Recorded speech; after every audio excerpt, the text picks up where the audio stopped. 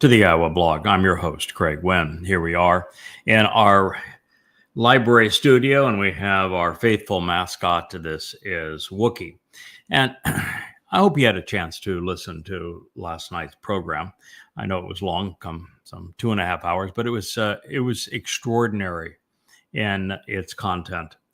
What I shared last night is that having returned to the events portrayed in the Garden of Eden, Gan Eden, this sheltered enclosure of great joy, according to the Hebrew definition of the words. The activity there, the narrative there is, to say, radically different than is supposed by those who have been somehow indoctrinated by religious jargon, is stark. There is this myth that the star of the show was man, but that's not really true.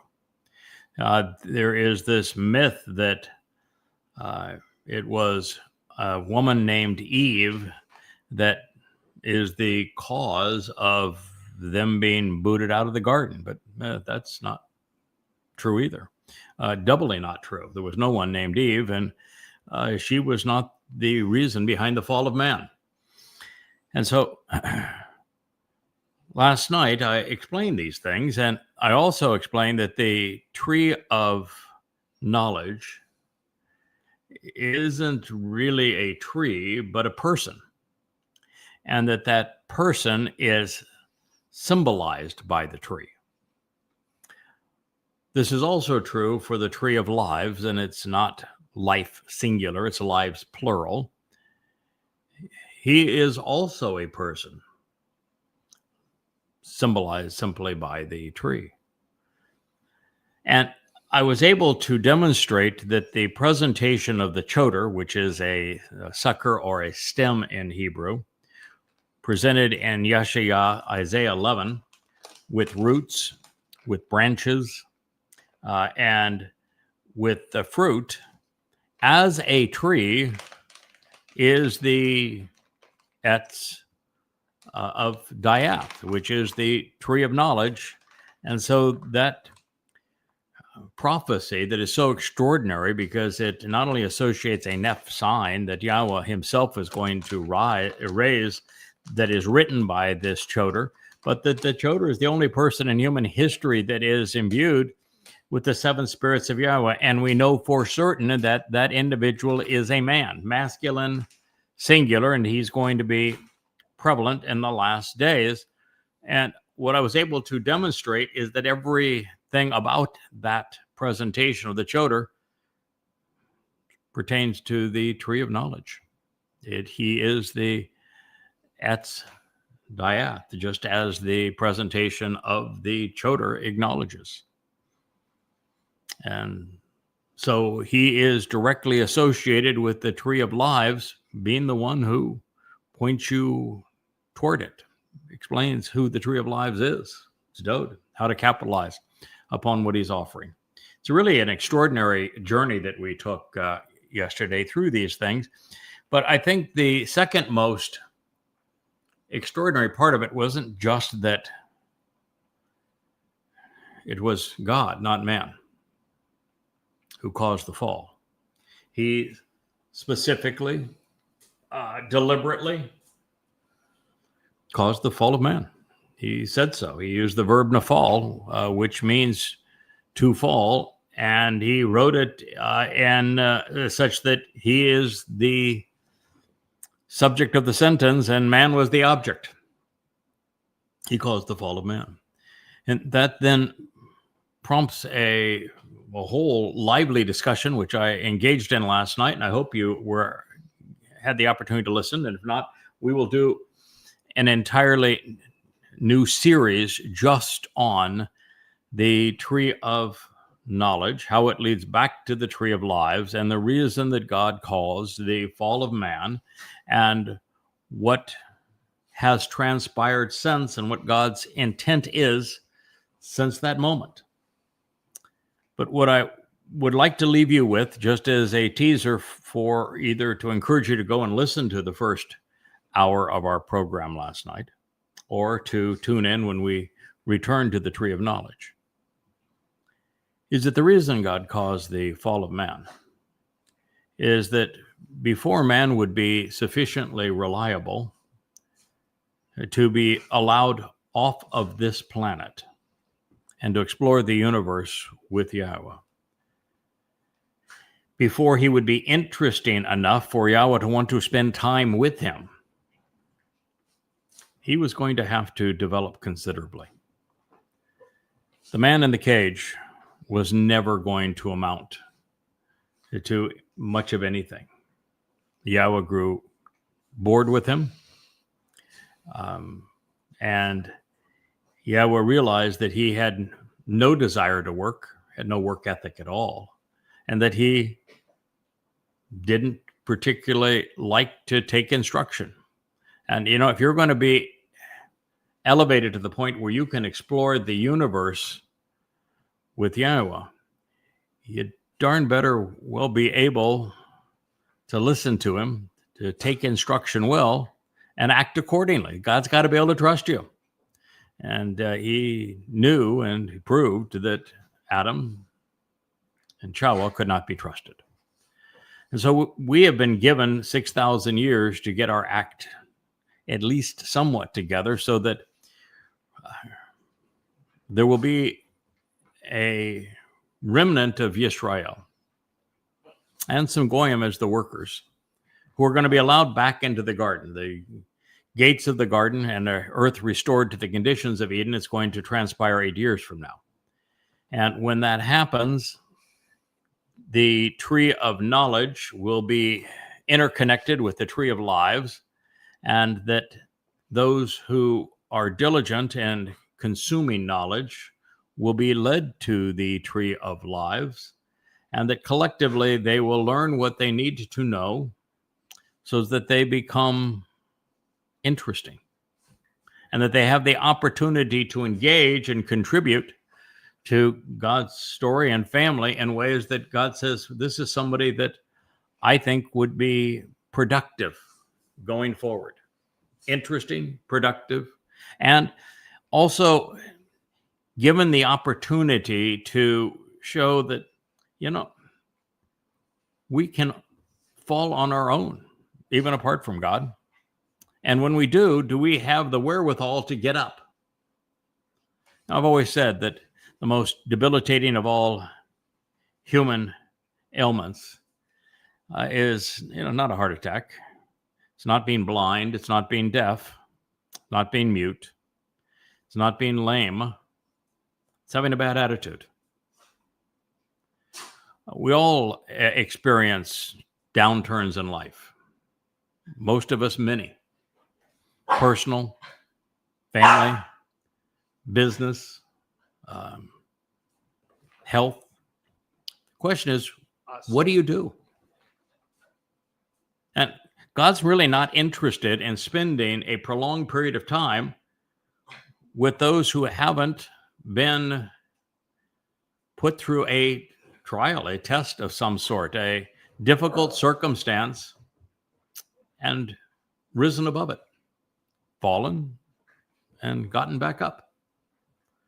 And so this is going to be our opportunity to show that we are worthy, that we have the substance to be interesting to God, that we're good learners, that we're good listeners, we're responsive, that we can be trusted to be not only reliable explorers going forth, but also interesting friends and companions. That is why we're here.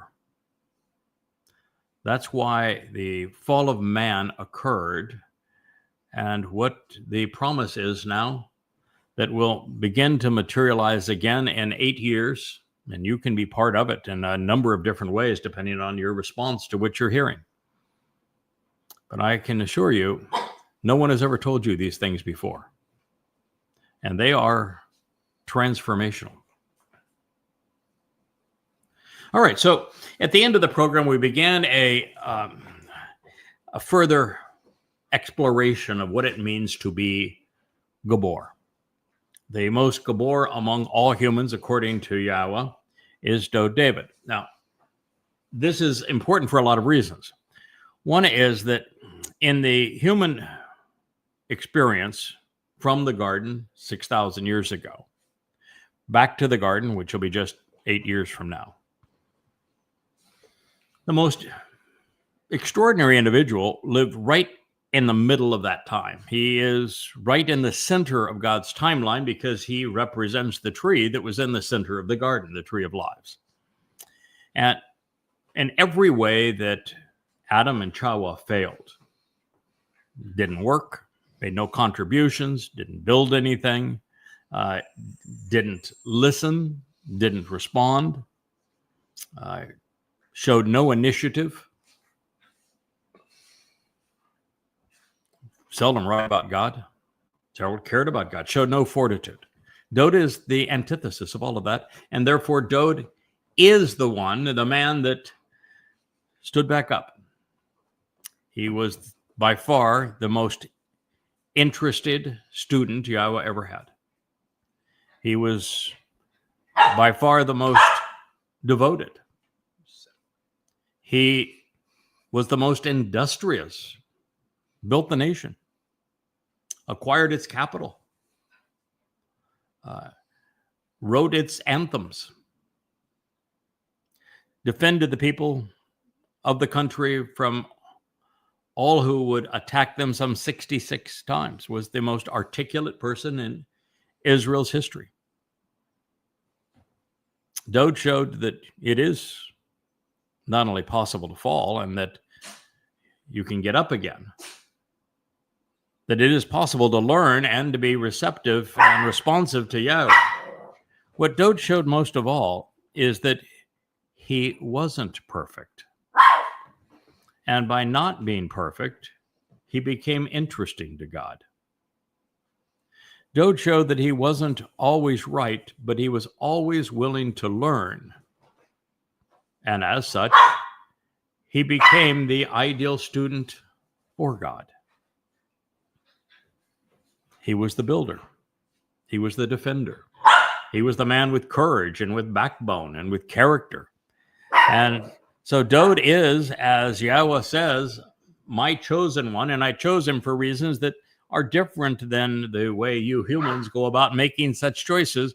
But when you examine who he was, what he did, how he responded, when you consider his attitude and aptitudes, what you find is precisely what God is looking for. Dowd, therefore, is the first soul to be able to soar off of this planet, to be trusted to explore the cosmos with Yahweh. Because ultimately, Dowd showed that, yes, we as men are imperfect and we fall, but we can get up and we can rise to the occasion. We don't know all the answers, but we can learn. We don't always make the right choices, but we can be responsive. We can show that we are responsible and can be trusted, because Dowd came back in a second of 3 lives and fulfilled Pesach, Matzah, and Makorim, providing the greatest gift that has ever been offered humanity. Dowd is the one. So here we're turning to a narrative regarding Dowd that is prophetic of our time. So what I'm sharing with you, while it occurred 3,000 years ago, it is going to reoccur 8 years from now. It's the nature of most everything that Yahweh provided to us in his Torah and his prophets. They are not only past history, they are future history. Every time that we are challenged in some way, the first thing that we notice is that the text of the passage that would take us to that place and explain it describes our present situation and how we should act within it. God's a marvelous storyteller. So here we're picking it up in the midst of the conversation. It says they mounted Yahweh's own ark. This is the Ark of the Covenant, and it is Yahweh's. This Ark of the Covenant is a very important artifact, if you will. It exists today. It is in Yirmiyahu's grotto. That is directly under the place that Dowd, as the Messiah and Son of God, our Savior, was crucified by the Romans to fulfill Pesach, Passover. That means that it's beneath, at this point, the parking lot of the Jerusalem bus station, outside the Damascus Gate, with the encampment of Golgotha behind it. You'll see up on that shelf that I have. And I don't know exactly where it is on the shelf at this point, but I know if my big head wasn't in the way, you could see it. But I actually have a white limestone that came right from that place. The encampment of cut into Mount Moriah at that point. And this is where Dowd served as the Passover lamb. And that's where, beneath that, and we have a little issue here with Kara expressing herself. You know, women are that way sometimes. And that is the case with this one. She has her opinions, and she's free to express them. And she now wants to get Wookiee's attention. So what we know is that the ark represents the covenant. It's called the Ark of the Covenant. It is Yahweh's. There were two cherubim on this ark, which, and I shared last night, if this were the ark, it is a throne. It's the mercy seat, the kaporeth of the Ark of the Covenant is the kaporeth, the top, so it's a seat. It serves as a throne. It's Dowd's throne, our former and returning king. The two cherubim are in the back corners, left and right corners. Each of them have one wing that comes out laterally on the sides, forward like this, so that like a throne, even this chair here, it has armrests. The two wings that come forward would be armrests for the king. The two wings that go behind the seat are backrest for this Ark of the Covenant's mercy seat, upon which Dowd sits because he enabled the benefits of it. And it contains the two tablets that Yahweh etched in stone, which are so instructive, and they'll be part of a presentation that I'm going to do here shortly. I'm very, very close. This weekend I will finish it, of an analysis of not only the two statements that were etched in stone, but of the creation account as it goes into the garden narrative. It is one of the most revealing things I have ever studied and ever shared. And so we will go into that discussion. But that is the nature of the Ark of the Covenant. It has the two tablets of stone. Sitting beside it is the original autograph, or the original scroll of the Torah that was scribed by Moshe, which will be an extraordinary thing to have. It's interesting that as we move to this point, particularly as we reach Kippurim, God's going to actually write a copy of his Torah inside of us. So we'll be able to witness the original copy and also reference God's instructions right just literally woven into our inner nature. So it'll be a rather extraordinary circumstance. The reason the Ark of the Covenant is important as it relates to Dowd is that Dowd is returning as not only king, but as the high priest. And it will be Dowd who anoints the Ark of the Covenant, consistent with the Torah's instructions, with 7 drops of the bull's blood. And the bull is the one who we're going to see is actually pulling this Ark of the Covenant into Jerusalem. It's a Bakar. Now, that bull in reality is actually a man. He is the same man who represents the tree of knowledge in the garden.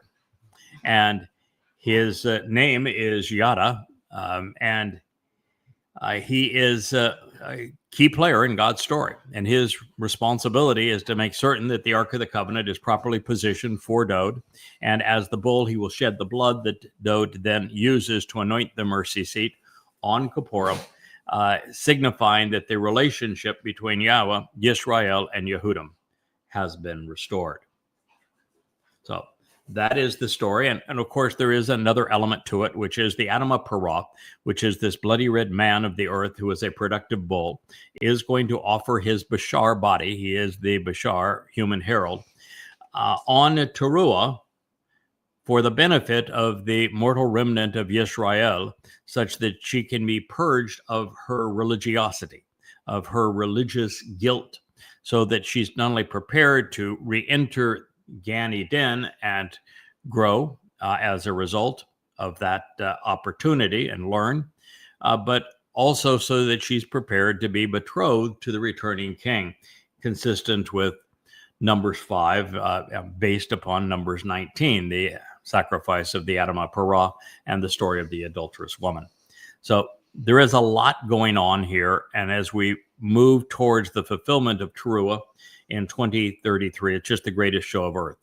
On earth, all those opposed to Israel will be incinerated.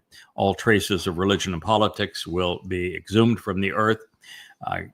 God's going to bring the potentially receptive Yisraelites into Jerusalem, where they can be purged of their guilt by this sacrifice of the Adamah Parah. He is also going to bring the Goyim with the best attitudes and aptitudes to be the workers of this millennial Shabbat, also in Jerusalem, so they can be prepared for entry into this 1,000-year time of Eden on earth. And so rather extraordinary things happening at this point. And this is all prophetic of the events that take place prior to that occurring.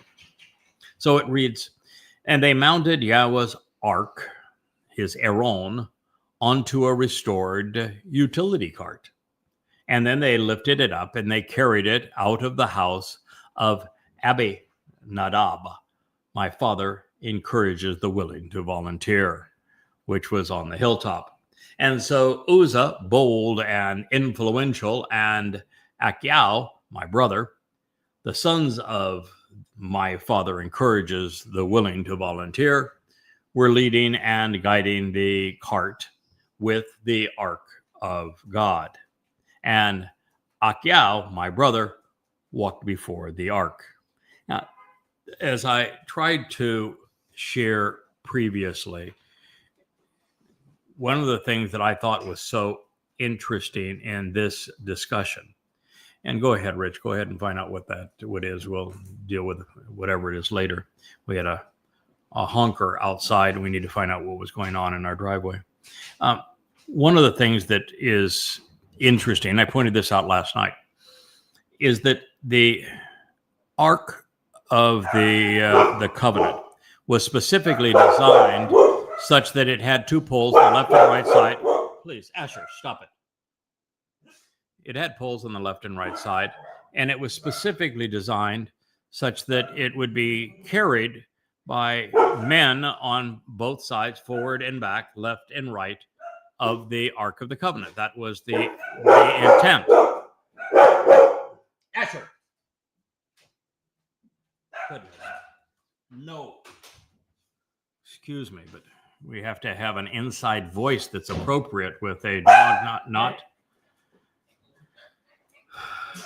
screamers. This is a live stream. My wife is currently out, and the dogs are not behaving themselves. Excuse me. I apologize. So anyway, it's unusual for it to have been on a cart. We're going to find out the reason it was on a cart is because the Ark of the Covenant was being pulled by a Bakar, a bull. And that means that it was a bull that was repositioning the Ark of the Covenant into Jerusalem on behalf of the king, Dowd, just as will happen as we move forward 8 years from now. The second thing that is interesting is that the man's name, Uzzah, who is the bold and influential one, his name begins in the masculine and it becomes feminine. The name literally changes as this story progresses. And he is the antagonist in this story.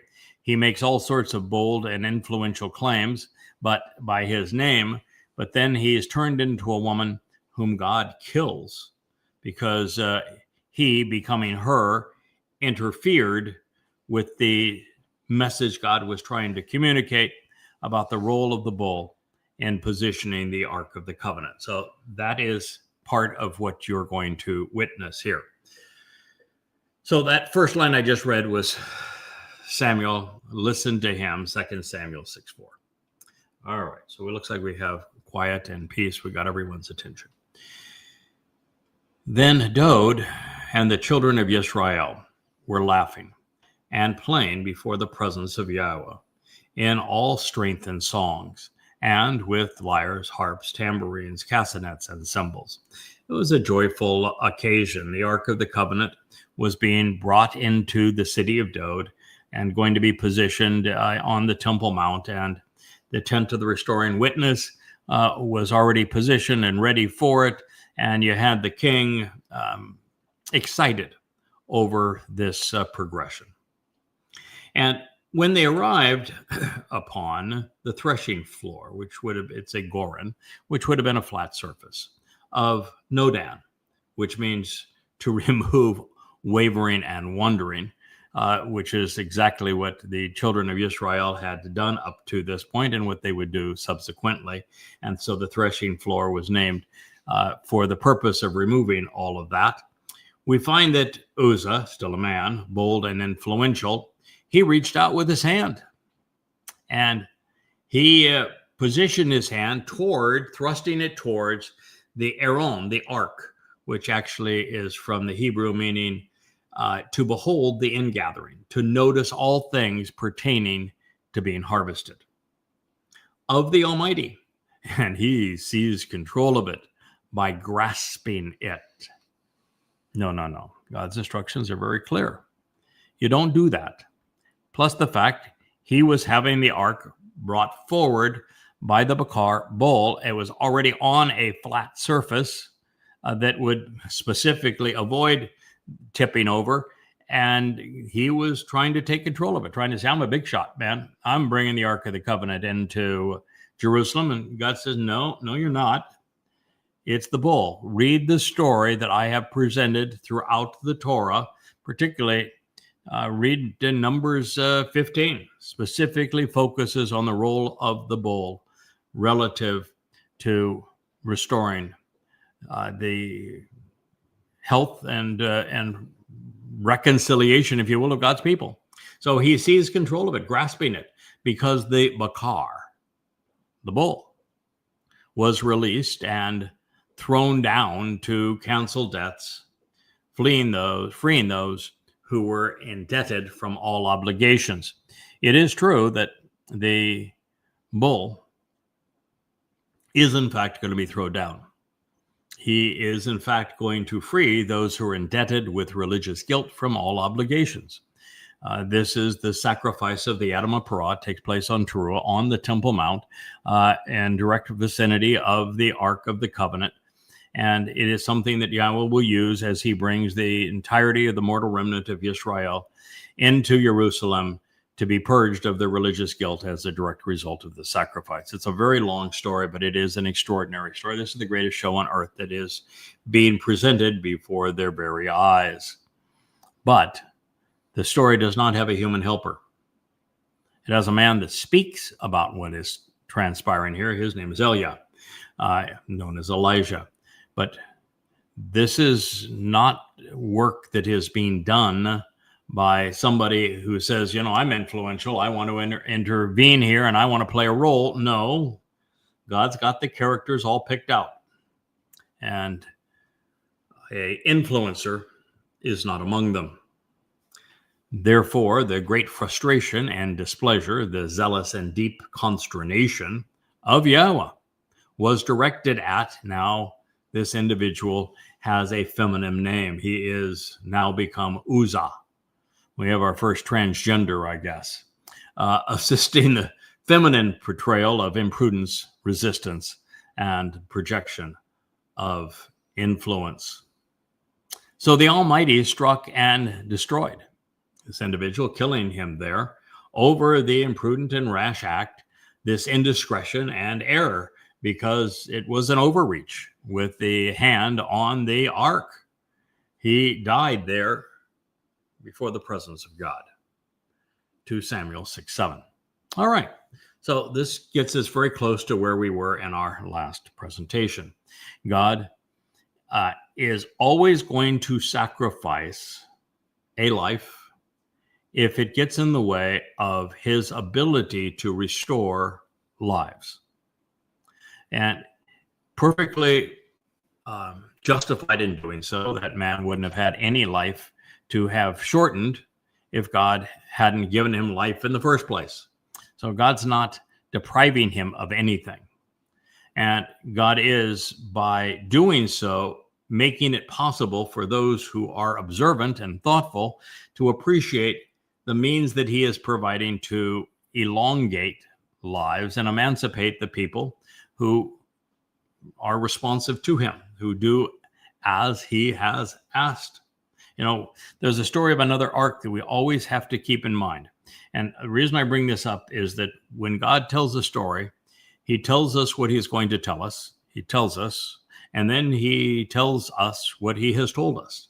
And the precursor to all of this happens to be the story of Noah and the 8 aboard the ark that he built following Yahweh's instructions, the thing that made Noah successful, and the 8 souls aboard the ark, in addition to saving the animals that God cared so much about, was that he particularly, but then they listened to what God said and did as he asked.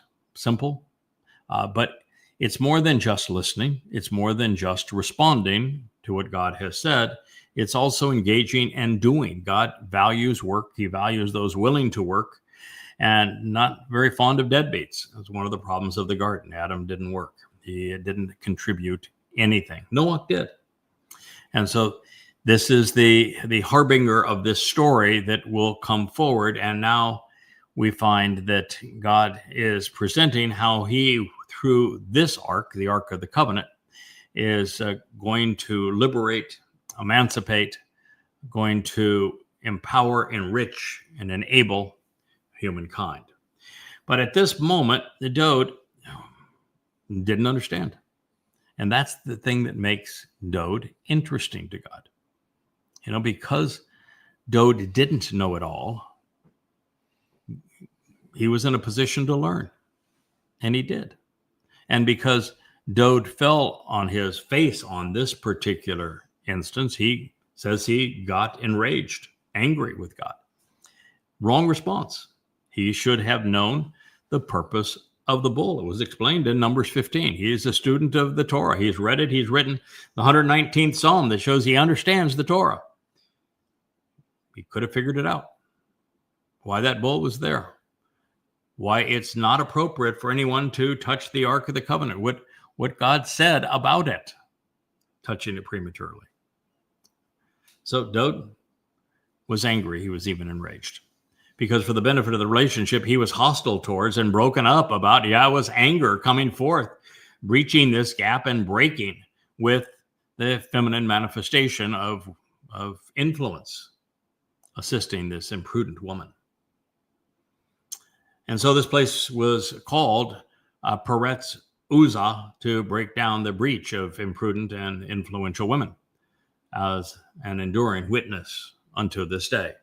2 Samuel 6:8.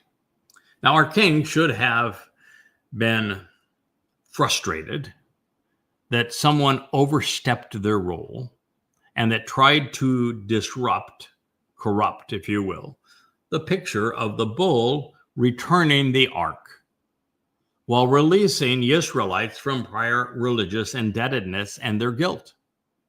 He should have noticed that the bull would not have tripped by accident, nor would the ark fall and be damaged on the goren, the threshing floor, because that's where the bull is supposed to fall for the purpose that has been described. And Dowd would have been wise to realize the purpose of the threshing floor and of the grain that is harvested from it, especially since he had already acquired the Goren atop Mount Moriah. The symbolism should have been ripe. And Dowd was a very adept student.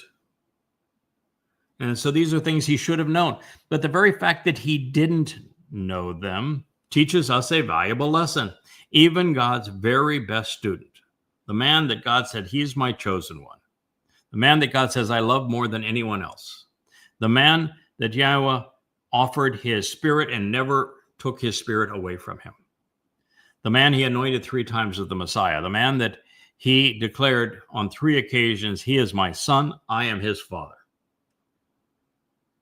This man among men, giant among men, was wrong.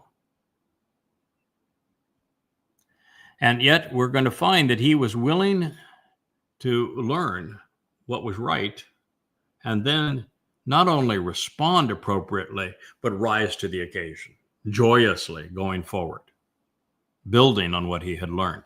This is what made Dowd not only interesting, but the exemplar of what God's looking for in humanity to emancipate us from this planet so that he can spend an eternity with us. Dowd represented those things not because he was perfect, but because he was interesting. He was reliable. He was teachable. So once again, by way of a brilliant, directly applicable, and timely prophecy, we are reminded that Yahweh is aware and disgusted by the machinations of the insider group that has been so hostile to the tree of knowledge, to YadaYahowah. This is the mother goddess cult who are in breach of the covenant. They have gone and placed their hands on what does not belong to them. One malcontent woman has lured many others into cerebral incapacitation because of her emotional issues, into what is a leprous cult, engendering Yahweh's wrath. Therefore, Second Shamuw'el 6, the preamble to the most relevant prophecy presented throughout YadaYahowah, serves to put us all on notice that God not only foresaw what would transpire, he was already prepared with a detailed response. Now, reaffirming that Dowd had failed to learn the lesson Yahweh conveyed. Therefore, Dowd was distressed. Indeed, he was concerned and worried, even fearful, regarding Yahweh on this particular day. So he said, how, in what manner, what way is the Aaron of Yahweh to be brought to me? There he was. There was the Aaron of Yahweh. They were a matter of inches, perhaps a few feet apart. It wasn't a problem actually on bringing it to him on this occasion, then was it? They were there together. The issue was the Ark of the Covenant had to be positioned on Mount Moriah at the time that Dowd returns in 2033 on Kippurim, October 2nd, in year 6000 Yah. And that is when the Ark of the Covenant has to be brought to Dowd. And he's scratching his head now and says, how is that going to happen? You know, we had the bull. What is it? What do we need to do? And then, you know, a guy tried to insert himself, became a woman, a feminine influencer, and God zapped him, her. So now what? Dowd didn't go to the Torah where God guides us and said, maybe I can read something here that is going to explain this to me. so that I can figure it out. And after all, we turn to this because the mosquitoes that were sent out by the Mother Goddess cult decided to condemn my wife and I for sharing the obvious and truthful statement that in the garden, the apparel was a smile. And that God is definitely bringing us back to the conditions of the garden. That's the entire purpose of Sukkah in year 6000 Yah, beginning the 7th of October of 2033. We go back to the garden. And unless you're comfortable being exposed to Yahweh, you're not welcome. And the religious, of course, make so many stupid decisions, as does this cult, that they need all the covering that they can get. And so they were chipping away, claiming that none of this was true because I spoke of nudity in a favorable light, connecting what happened in the garden then and what will happen going forward. And so it was natural to go to Second Shamuw'el 6 because, well, if you don't know it or not, I did. I was aware of it. I had never translated it before. This was my first time, which is interesting since it's the preamble to my single favorite prophecy, one I've translated probably 20 times. Dowd is ultimately going to party once Yahweh explains to him how the Ark of the Covenant is going to be brought to him, wearing nothing but an ephod, which is the breastplate of the high priest. In other words, he was naked. And he was naked around Yahweh and the best of Yisra'el. And he was wearing the ephod because he's going to serve as the high priest upon when he returns to anoint the Ark of the Covenant with the bull's blood. But the reason he was naked is that, guess what, folks? He's trying to symbolically tell us that we're going back to the conditions of the Gan Eden, of the Garden of Great Joy. And that there we can party and be very comfortable celebrating our relationship with God, completely exposed to him. And so that's why I came here. And here we began with a transition into a feminine antagonist who tries to maneuver the Ark of the Covenant for herself. And the other argument that they will constantly bring in this particular cult, so it just helps us understand the ways that God's instructions are being negated, is that they will say that as it relates to Dowd and as it relates to our relationship together, that you ought not believe anybody who writes themselves into the story. And yet, what you find here is that I'm not writing myself into the story. God did. And he makes it really clear as to how everything falls into place such that ultimately the Ark of the Covenant is properly positioned and that God enables precisely what he says he's going to achieve. And the other issue is they constantly will claim that because there is a moment, I've never claimed to be a prophet, but the fact is that there are actually two times where the character that God is describing is, there's no other person other than myself that it can be. And in both occasions, that individual is shown being prophetic, inspired by the Spirit to be prophetic. One is when my Dowd joins Dowd after Moshe's meltdown, where he gives up on the children of Yisra'el. That's in Numbers 11. The other is chronicled in Daniel, where Michael, the one who's right about God, joins Gabriel, God's most courageous and capable man, which would be Dowd, in explaining the prophecies that would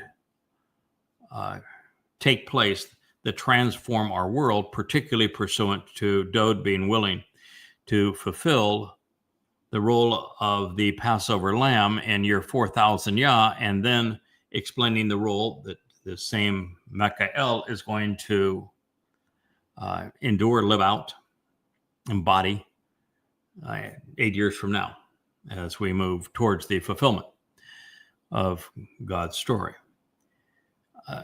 But their argument is that as a prophet, you can never be wrong. But that's not true. When Moshe had his meltdown, he said a lot of things that were absolutely wrong. And yet God calls him the greatest of the prophets.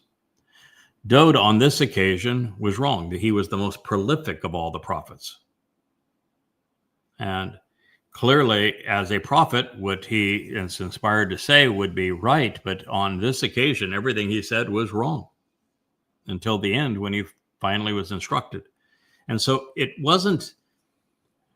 isn't appropriate for someone to be right all the time around God. If somebody was perfect, they would be completely boring to God. It is our ability to be wrong and acknowledge when we're wrong and correct the record and grow from there that makes us trustworthy and interesting to God. And this is who Dowd is. And in this story, we see that in spades. So the argument that, he can't be real because as a prophet, he would never be wrong. Well, that's obviously wrong, isn't it? That's not what it means. So he's saying, how and in what way, what manner is the Aaron of YAHOWAH to be brought to me, this symbol of the ensuing ingathering? Well, God had a plan. Always has a plan.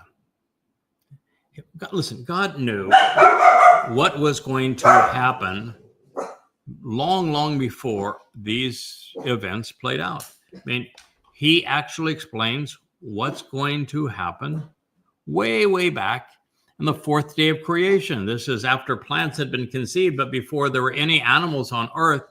He specifically says, this is how things are going to play out. There's going to be a greater luminary, a lesser luminary. They're going to serve as signs for the Mow'ed. And they would be these same two guys. They're the tree of lives and the tree of knowledge. They are the king and his herald. Same guys.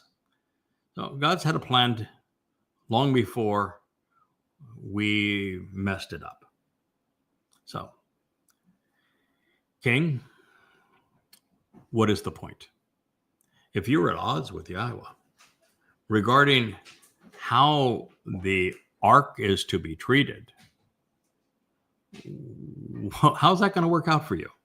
Or are you going to be in opposition to his intervention through the bull so that you can return? Isn't that maybe a not the best idea of all? You know, that story in Numbers 15, that the role the bull's going to play, you're right there too, King. You're the ram.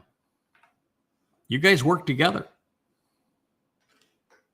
So don't impede God's message of how the bull and the ram work together. So clearly, Dowd was unaware that at this point he would become very aware of it, as we have subsequently seen, particularly as we read through the 33rd, 34th, and 35th Mizmor, that Dowd was unaware at that very moment that a mother goddess cult would arise to discredit his Bakar Herald, while also stripping him of his future contribution as the Passover lamb, thereby negating all that we would achieve together. And that is why the king has advisors. That's why brothers support one another. I love Dowd, and I appreciate that he isn't perfect, knowing that that gives us another flawed but devoted coworker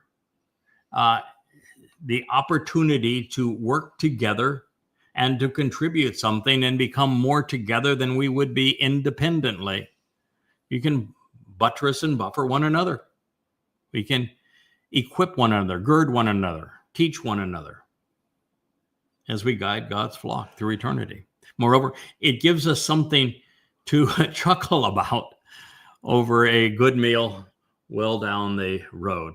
It's so much better that Dowd isn't perfect, because it makes him real, and it makes him approachable, and it makes it possible for us to work together in a collaborative way, because I most certainly am not either. And that is the beauty of it, isn't it?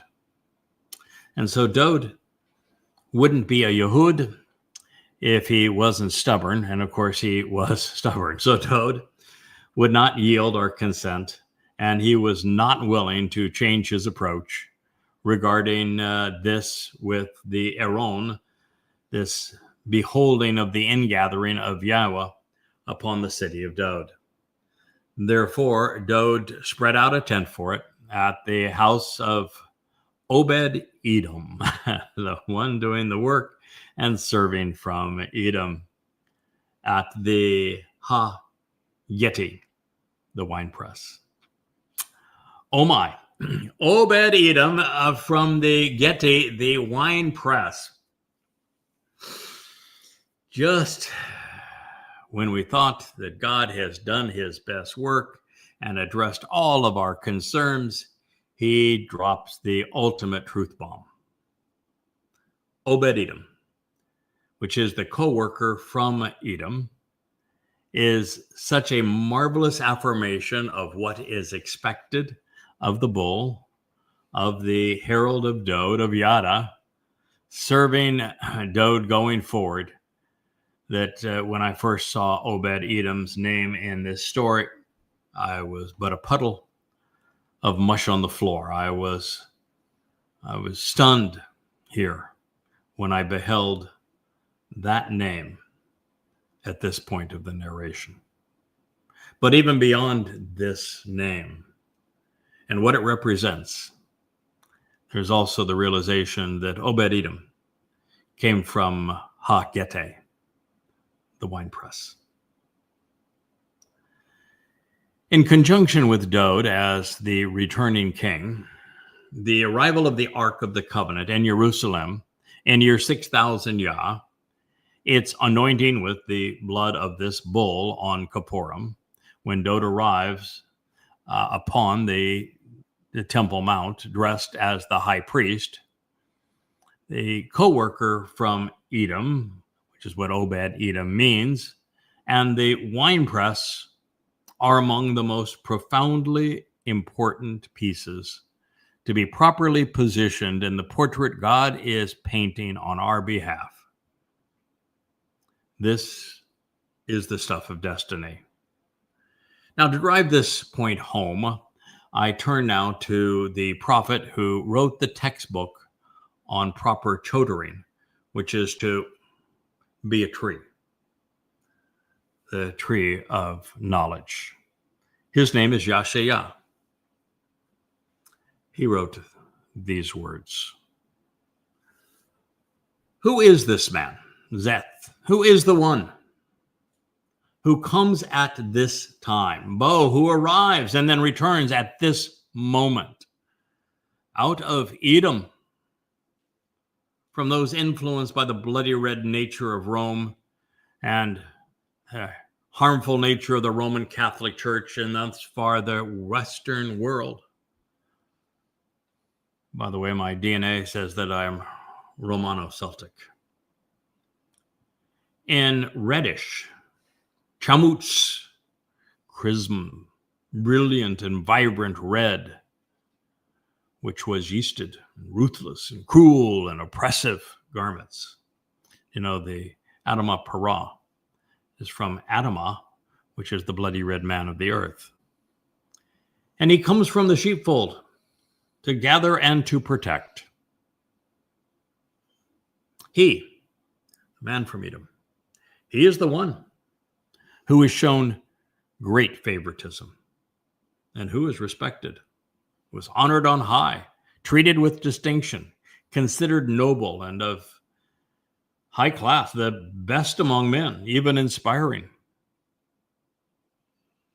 Therefore, he is suitably adorned and arrayed, striding purposefully in the abundance of his influence and authority.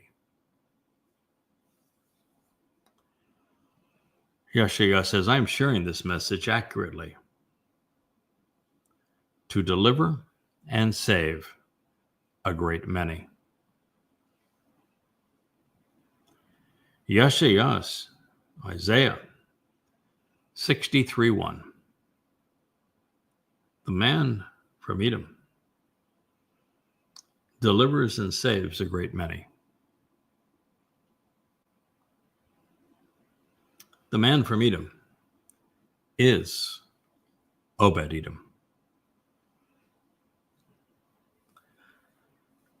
The Zebo men Edom, the man who comes from Edom, he is a single male individual, arrives at this time. He, like the Nakar, is a foreigner, not a Yisraelite. And that makes him particularly unique in God's story.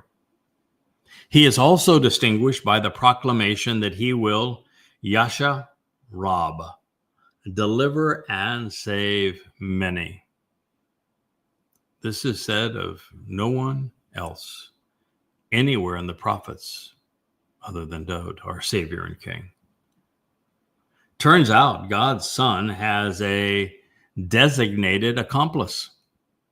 Therefore, this prophecy, particularly when combined with the Obed-Edom role and working with Dowd to bring the Ark of the Covenant home, is profoundly important. It's among the most relevant prophecies ever written. How often do you hear people say, when will the man from Edom arrive? He saves many. When will he arrive? You know, there is no prophecy that says an unnamed Messiah is going to arrive and he's going to save many. But there is one that says, right here, I just read it, that the man from Edom will arrive and he will save many. And that he has been announced by no less than Yashayah. Now, Edom speaks of the descendants of Esau, Jacob's estranged brother, and therefore of reuniting the fractured family of Yisra'el. Esau was the eldest of the sons. He was deprived of his birthright by some chicanery by his mother. His mother preferred Jacob, who Yahweh calls a worm, and his father, Yishak, preferred Esau. He was a man's man. Jacob was not. Mommy liked Jacob. Daddy liked Esau. Mother tricked the father into offering his blessing to the second-born son.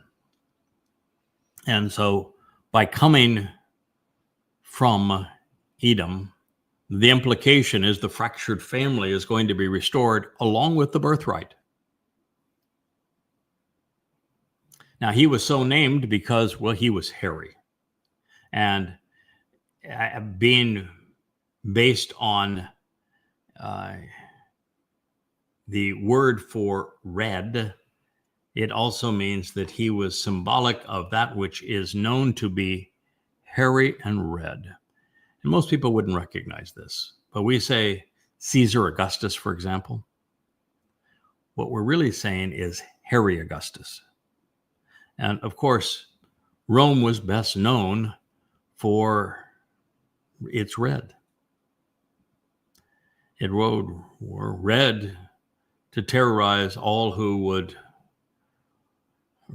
even dream of rising up against them. It literally, Caesar means hairy in Latin. Now, this recognition and identification with the beast of imperial Rome that became the Roman Catholic Church helps explain why Yahweh revealed that he came to hate him and considered him a harbinger of the hostile, vicious, and deadly nature of Imperial Rome and the Roman Catholic Church. The man coming out of Edom, however, has obviously distanced himself from such nastiness. Just had Abraham and Moshe, who walked away from Babel and Mitzrayim before they were usable by Yah. As such, my witness has been predicated upon renouncing all prior affiliations, both political and religious. Now, the reddish garments clearly caught Yashayah's eye as he was describing this man from Edom. And it is because they were stained in blood. The man from Edom, he is sacrificed as the Adam of Parah, this bloody red man of the earth, who is a productive bull, transpiring on the day of the Herald, Teruah, 24 September 2033. And he does so for this exact purpose, to save the mortal remnant of Yisra'el, a great many people, God's lost sheep.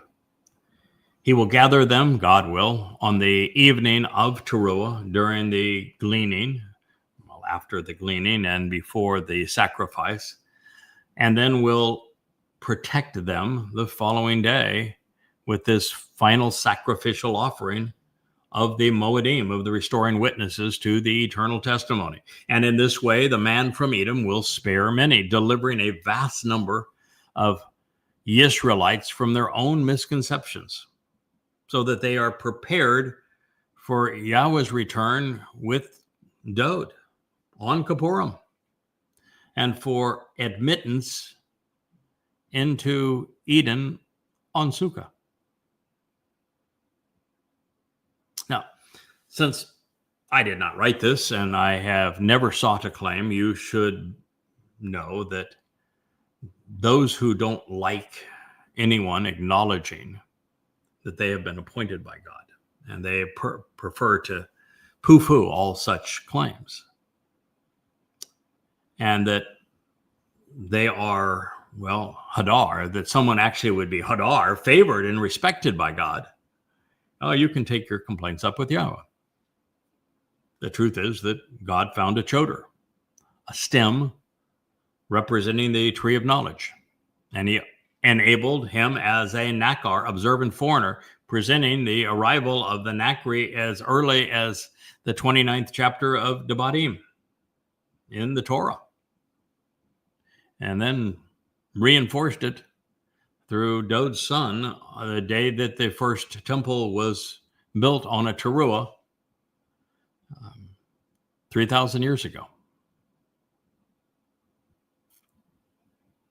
And the fact is that Yahweh and his Nakri, this choder, the man from Edom, have collaborated on a nesh, a sign, and a mis'ilah, a raised thoroughfare. And upon their completion, Yahweh's Bashar Herald will serve as God's cold voice, going from prolific writer to vociferous blogger. You're listening to that now. For being resilient and steadfast, uncommonly devoted and bold, deriving thousands of insights en route to the first realization that the entire story migrates out of Eden and then back to Eden. Yahweh sees the man from Edom as distinguished and inspiring on behalf of his people. And this is why the actionable roots of Gan, garden, and Sukkah, shelters, are Ghana and Sukkak, and they both convey exactly the same message. They speak of a protective and covered shelter. One to the other, out of one into the other. So just as Obed-Edom was from Gath, so is the man from Edom. What can be known about your apparel, Yashayah queries? Why is it red? And is that your garments are similar to one who treads within the winepress? Gath. Do you think it's just a coincidence that we have Edom and Gath associated with the relocation of the Ark of the Covenant, and someone who is, as we're going to see, highly valued by Yahweh in the midst of Dowd's story, preceding the prophecy about his return? And it's just a colossal collage of coincidences? That's not how my mind works.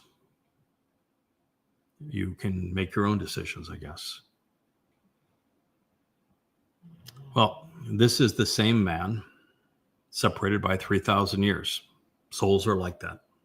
God can do with them what he wishes back and forward in time, which is actually quite easy for Yahweh. And it's difficult, I'm certain, for us mortals to fathom, but think of it this way.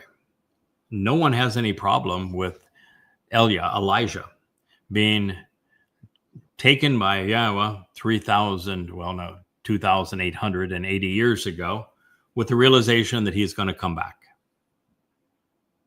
No one has any problem with prophets being prophets because God took their souls forward in time so they could witness what was going to happen and then write about it in our past. No one should have any problem with Dowd having 2 lives. He actually had 3, but in the second life, returning as king because God says it vociferously. There'd be no purpose to the covenant if the children of the covenant don't have 2 lives, with the second being God's children. There'd be no purpose to Sheol as an eternal prison if those who have worked against God don't get a second life. Need to think it through.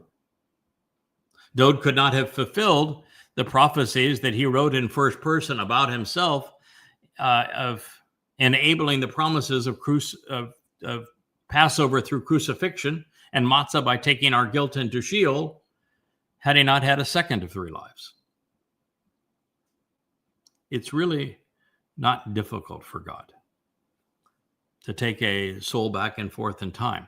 And the reason that we're so caught up in it and have so much trouble with the fact that God told this story so that he introduced the key characters in his story, like those 2 trees. They happen to be men. They're not bushes. They existed 8 years shy of 6,000 years ago. The reason is that time is simply a dimension. I can stand up, I can sit down. I can move my arm to the right, I can move it to the left. I can lean forward, I can lean back, right? 3 dimensions. Time is the 4th dimension. Just because we're stuck in it doesn't mean that God is. God is 7-dimensional. He is not stuck in the dimension of time. I don't know how to maneuver in time, but I know that on a photon of light, time simply exists. And therefore, on a photon of light, you can enjoy witnessing the future in our past. And you can see the result of the future and report it in the past so that you're not predicting anything. You're simply reporting future history. I know intellectually how that happens. I'm not prepared to maneuver in time at this point. I know I will be. And so will you if you listen to what I'm sharing with you. But God can maneuver in time. And so will we one day. And so by God being able to maneuver in time, and with souls, nepheches, being energy-based and therefore akin to light, and therefore they experience the fullness of time, God can take a nephesh forward and back in time at any point he wishes to. And if you're fixated on the body is nothing. The body is so meaningless to this whole equation. That's why the resurrection of pretend Jesus and the empty tomb is so utterly absurd. Bodies are meaningless. They decay, they rot, they are what trap us currently on this rock. The reason that God hasn't enveloped our souls in light energy at this point is that we have not shown that we're trustworthy enough. We don't know enough. We're not interesting enough. We're not resolved and dependable enough. We haven't been industrious enough and accomplished enough that God's willing to take us off of this planet and expose us to the fullness of the universe. And so that is why we are as we are under these circumstances. And that's not going to change until we're more prepared to be responsible. And when that happens, we will be able to maneuver in time as well. So a soul can go back, and it's all about getting rid of the liability of the physical body.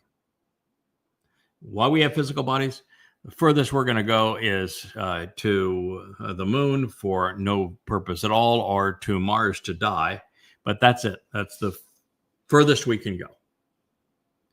And without a body, we can go to the far edge of the universe. We can explore all 2 trillion galaxies, each with hundreds of billions of stars, and maybe in the range of 10 times that or 100 times that in terms of celestial bodies. And many of them, I suppose, are going to have life for us to enjoy. So our goal is to have our souls be unencumbered by physical bodies and embraced by light, so that we have the opportunity to maneuver in the 4th, the 5th, and the 6th, and enter the 7th dimension. And for God to do that, because each step up increases the number of possibilities, increases the enrichment of the experience infinitely. And so we have infinity and going to the 4th, infinity, the 5th, infinity, the 6th, and infinity again as we go into the 7th dimension. We have to demonstrate that we're capable of that we're deserving of that we warrant that we can be trusted with that we're willing to listen when God says, don't do that, it's really going to create a mess. And we show that we're willing to listen. My wife and I had a discussion this morning, and she said, I'm troubled by, and I think it was the chariots that were troubling to her, as presented in Zechariah 6. And I said, well, I'd prefer to have a natural explanation. I think Rich even said the same thing. He'd like to have a natural explanation. I said, I wouldn't. And I'm not troubled by them. First of all, I'm not troubled by them because God said that's what he's going to do. It's in Zechariah. And I've learned that when God says that's what he's going to do, that's what God's going to do. And that I'm always willing to go where the words lead. If that's what the word said he's going to do, and he's going to do that on Teruah, and he explained the purpose of those chariots, I'm not going to vouch that the description of them is accurate, because there wouldn't have been the words in the Hebrew language 2,600 years ago to describe the kind of apparatus that God will probably use to accomplish this mission. But I can assure you that there will be the 4, and they will fit into those categories, and that God will use them in a supernatural way.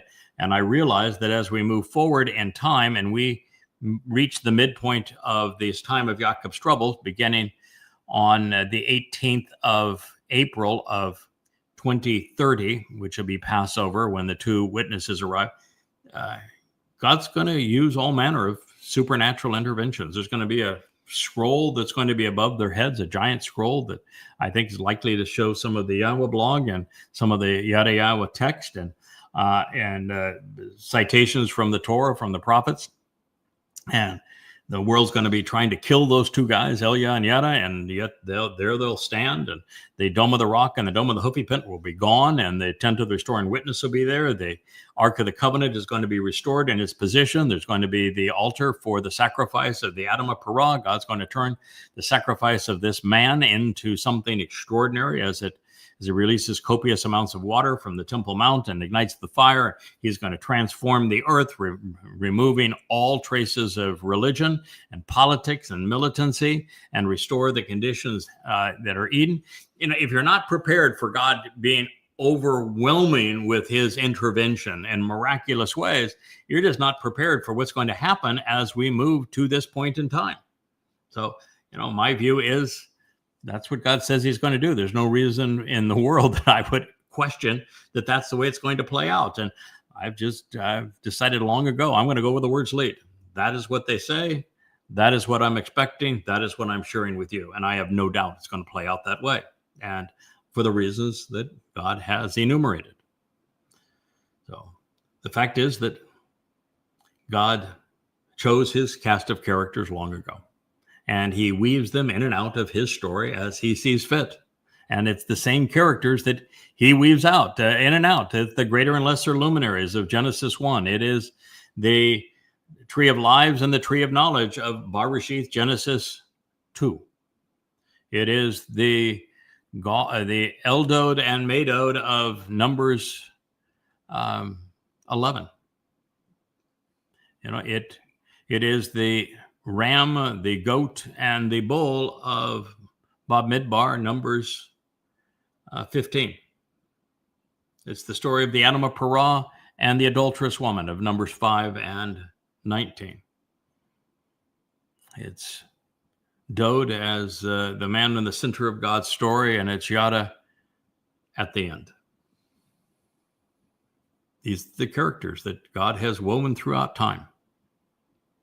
It is Gabriel and Michael, as presented in 555 BCE with Daniel. And should this be an uncomfortable realization, then I would encourage discounting the mortal bashar conveyance of a nephesh soul while considering what can happen when our consciousness is enveloped in energy and light, where time is just another dimension. Consider the possibilities, the opportunities. You see, the co-workers have been few, and they have been very far between. Yashayah says at this moment, I have set out and I have walked within, trampling the wine vat, this wine press, alone. Among the people, there was not a single individual with me. And so all of my apparel is stained. Yashayah 63:3.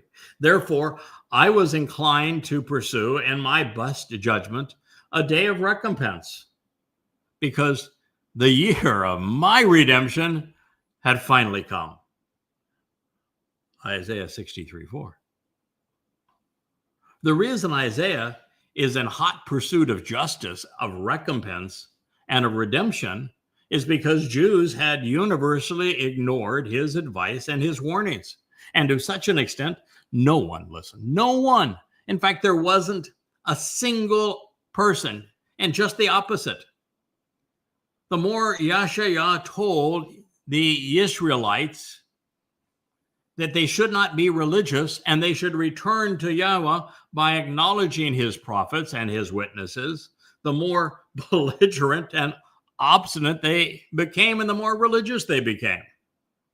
Countless souls were squandered needlessly. It was devastating. So he said, having continuously looked and having found no one to help, the prophet said, I was devastated. I felt abandoned. And when it appeared that there was no one to provide any support, my Zeroah, my strengthened arm, sowing and distributing my seeds, the one cultivating a productive harvest, finally, my Zeroah, he's going to deliver victory for me by bringing salvation along with me, even to me. Although, to some extent, my disappointment and my emotional turmoil will still remain. Isaiah 63:5. He's ecstatic. The Zeroah is the one who is sowing the seeds of the harvest. Everything pursuant to the full chapter that Yahweh spoke through Yashayah, Isaiah, the 11th, on the Choder. Everything about him is a tree. He is the Etzah Dayath, the tree of knowledge. And he is roots. He is rooted. Netzir has branches. He's a Choder, which is shoots and stems. And he is parah, productive, fruitful. And so wouldn't you expect that same individual then would be a derivation of Zeroah, from Zerah, to have seeds which, when planted and cultivated and harvested, produce this marvelous ingathering. And so now he's realizing, wait a minute, that Choder is the Zeroah, and I was the one that wrote about him. I'm the one who wrote the textbook on this Zeroah. He's my Zeroah. And he's not just saving independently. He's saving based upon what I have written, his realization of all that I have said, and that, well, Yahweh said through him about this man, that he is this man from Edom. He's still talking in the 63rd chapter. He is this man from Edom who's going to save many. And he's going to fulfill the very prophecies that Yahweh has communicated through me. And just when I thought it was over, that there was no one, God has brought this man to do this job at this time. And this is the result. And Yashayah says, I'm ecstatic, except I'm still disappointed. Why did it take this long? Why was there no one? Why did God have to go to a Goyim? Why? What's wrong with my people? And even when he is introduced by me, even when he fulfills the prophecies that I have said about him, most Israelites yawn. You know, he's on X, for example, to reach the remnant of Yisra'el. And he has almost 30,000 posts for less than 2,200 followers. Oh, so what? Okay, so he introduced Yahweh's name. We don't like that name anyway. All right, so he annulled the whole myth of this Jesus so that, you know, we're not going to be persecuted by Christians anymore. And he's the first to prove that Allah wasn't a God and that Muhammad wasn't a prophet and that Islam is our mortal enemy and that we could fight it by understanding it. But so what? Okay, well, he was the first to acknowledge that the king of Yisra'el, Dowd, is the Messiah, and he is the returning king, and he's our savior. That's pretty neat, but well, so what? Rabbis don't agree with him. So Yashayah said, yeah, he is all of those things, but my people still aren't responding. Anguished. So this pronouncement clearly is emotional for Yashayah, because for the intervening period, Yahweh revealed that there wasn't a single soul among Yehudim willing to do what must be done to call God's wayward family home. He had written the primer on proper chodering, but no one was the wiser for it. Then finally, a day of redemption, when the choder is reestablished, the tree of knowledge is offering his fruit. And he's empowered by the seven spirits of Yahweh to fulfill this role. But it's no easy job. The Israelites are a tough audience, and the world is rife with rubbish. Those who engage with Yah are certain to be stained and stigmatized by the experience. And I can vouch for the fact that that is a reality, as it was for Yashayah. So clearly, the year of Yashayah's redemption has come. The prophet's revelations are now center stage, restoring Yisra'el as the Ark of the Covenant is returned, carried into the place that it belongs, back by the bull, just as he had hoped and foreseen. And while this was good news for the beneficiaries, the long line of naysayers who have precluded his message from resonating with his people will suffer a day of recompense and retribution. The prophet will seek vengeance against the religious and political leaders that he has impugned in the opening 10 chapters of Yashayah for the harm that they have done over the ages. Now, this is important that we have made these connections because Yahweh intended them, and such that we are now the first to realize that Dowd's Obed-Edom is the same man who 300 years later will be introduced by Yashayah, Isaiah, as the man who comes out of Edom to save many, and that he will be presented by Yahweh in the last days to accomplish this very goal. He will assume the responsibility, not only of returning the Ark of the Covenant so that Dowd can anoint it on Kippurim, as is required in the Torah, but of so much more. Preparing Yisra'el for the Messiah's return. This will be the closing statement that I'll make today on Shamuel. Listen to him, Second Shamuw'el 6:11, and we'll pick up the text at this place on Monday. Therefore, the Aaron, the ark as a means to behold the harvest of Yahweh,